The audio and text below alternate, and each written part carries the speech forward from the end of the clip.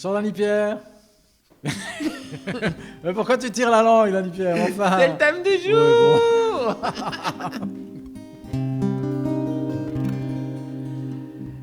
Dona Signore la tua pace, dona Signore il tuo amore, dona Signore il tuo spirito a chi confida in te. De l'épître de Jacques.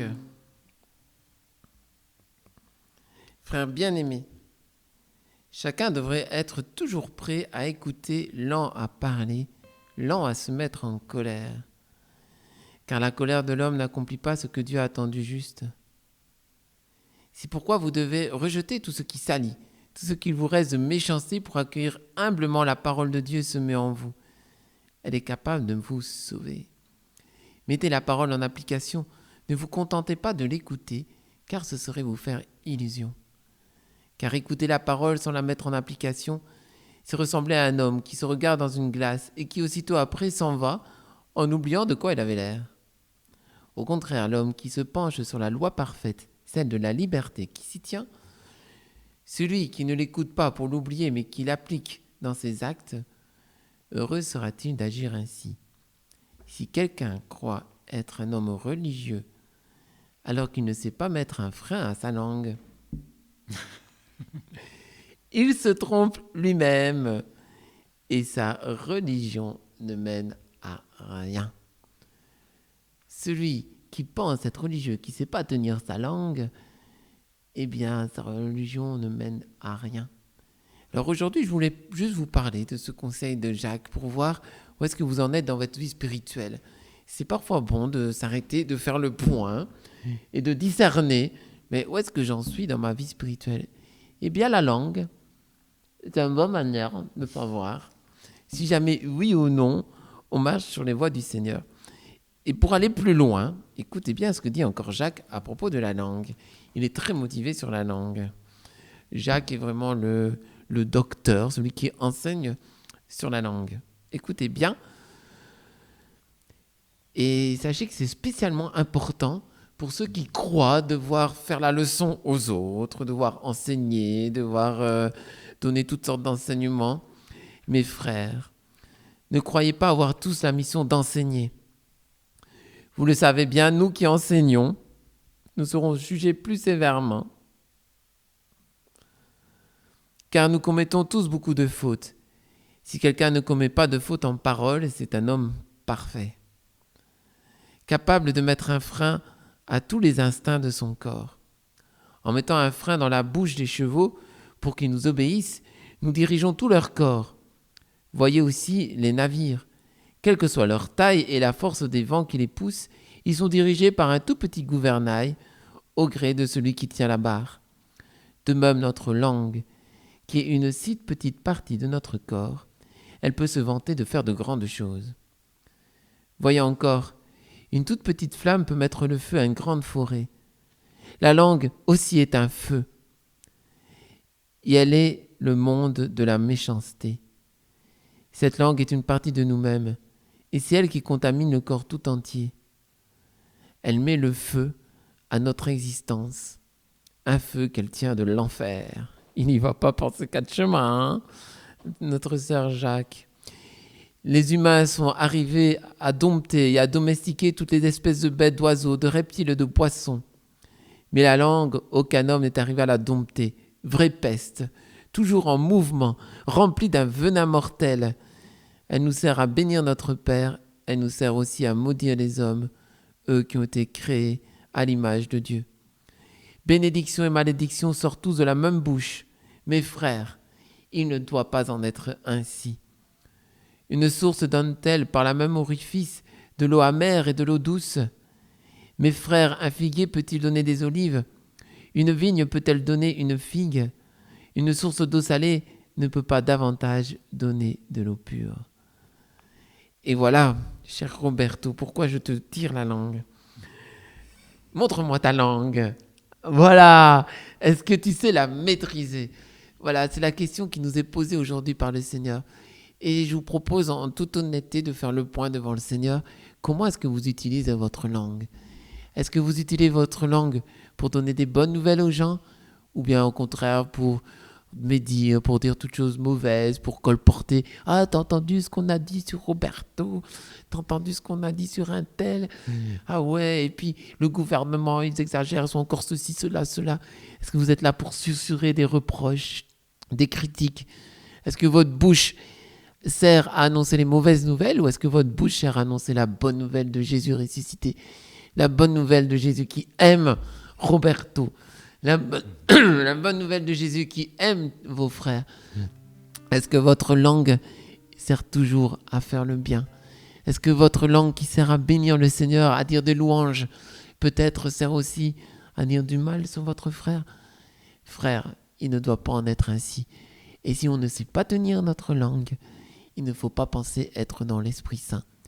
L'Esprit Saint nous donne une maîtrise de soi qui commence aussi par la maîtrise de la langue.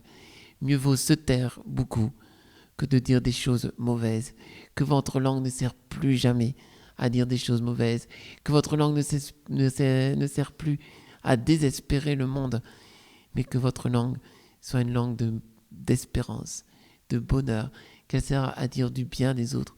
Et si c'est utile, une parole bonne et constructive, il faut apprendre à tenir sa langue. Que notre langue soit source de paix, source d'amour, que nous puissions être remplis de l'Esprit Saint. Seigneur, nous voulons te demander aujourd'hui, donne-nous vraiment de pouvoir utiliser notre langue pour faire le bien. C'est avec notre langue que nous voulons te bénir, Seigneur. Mais nous voulons aussi que cette langue bénisse nos frères et sœurs. Que nous ne soyons jamais de ceux qui condamnent. Seigneur, donne-nous la force d'utiliser toujours notre langue pour le bien, pour l'amour. Viens, Seigneur.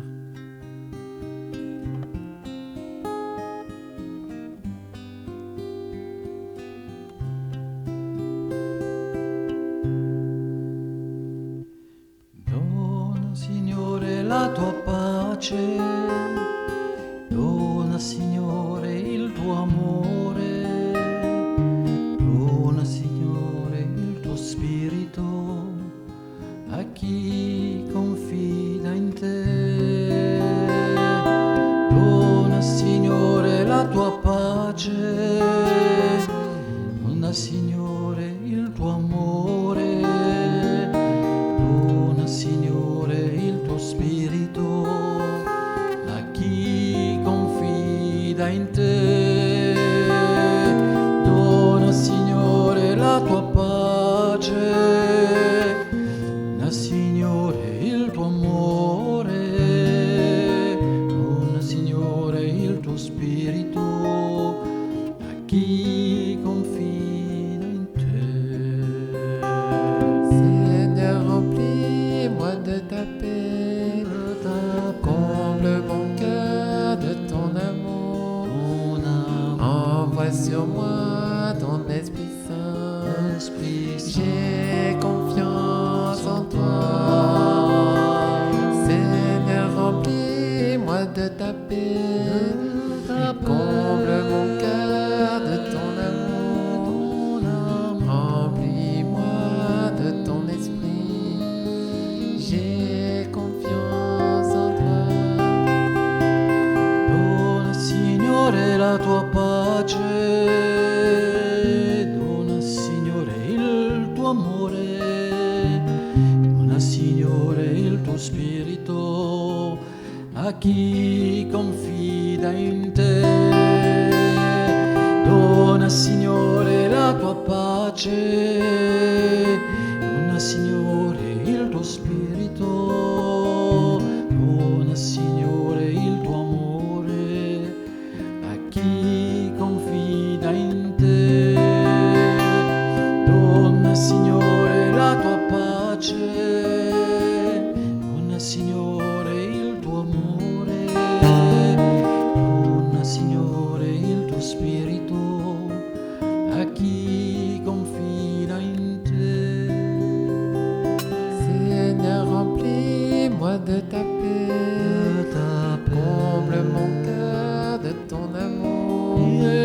amour. Envoie sur moi ton Esprit Saint.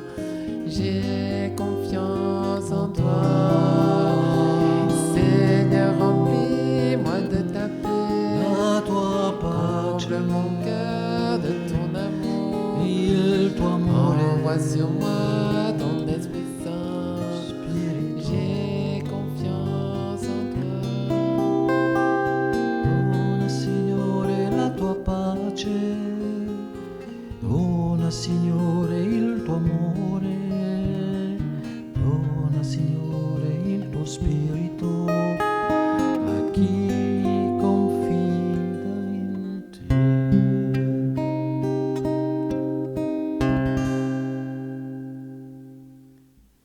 Alors, je voudrais bénir vos langues. Alors, montrez-moi vos langues que je puisse vous le bénir.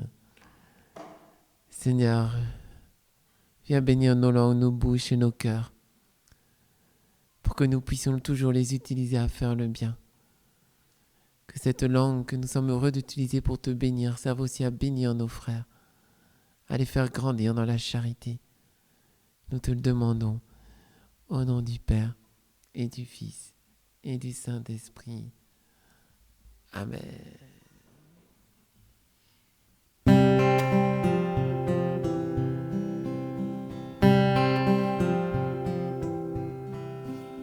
Notre Père qui es aux cieux, que ton nom soit sanctifié, que ton règne vienne, que ta volonté soit faite sur la terre comme au ciel.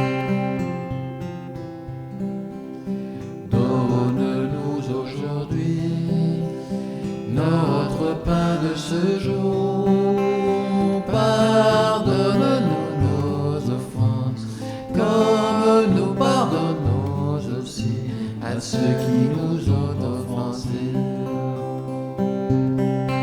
Ne nous laisse pas entrer en tentation, et délivre-nous